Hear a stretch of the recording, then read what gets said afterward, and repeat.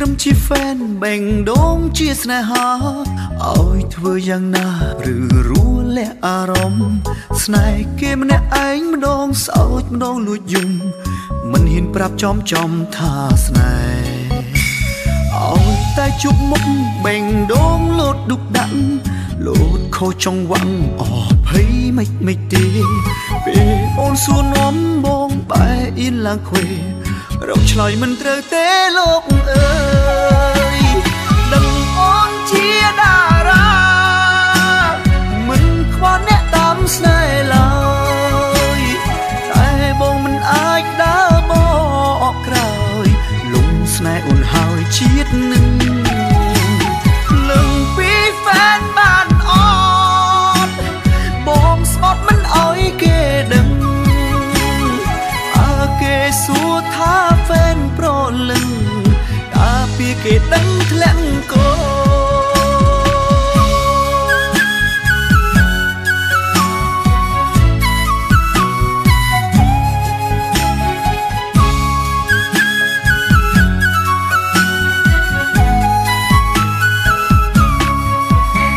ឈ្មោះត្រឹមជាហ្វេនបែងដងជាស្នេហា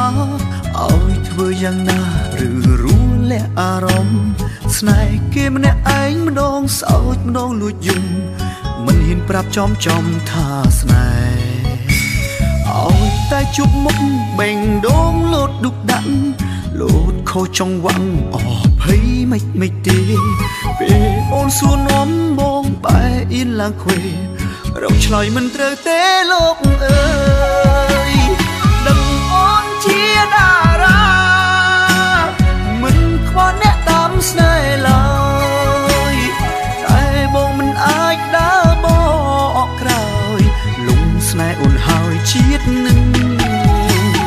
លឹងពីហ្វេនបានអត់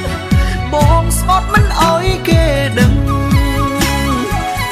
គេសួរថាហ្វេនប្រលឹងតាពីគេដឹងធ្លាក់កោ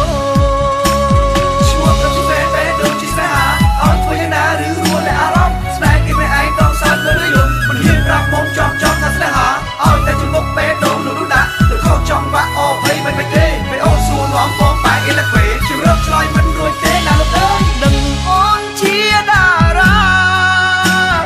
មិនខ្វល់អ្នកតាមស្នេហ៍ឡើយតែបងមិនអាចដើរប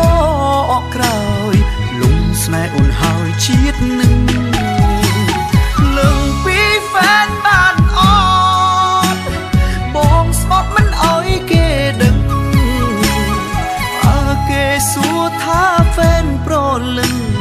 កាពីគេដឹងធ្លាក់កោគេសួរថាហ្វេនប្រលឹងតាពីគេដឹង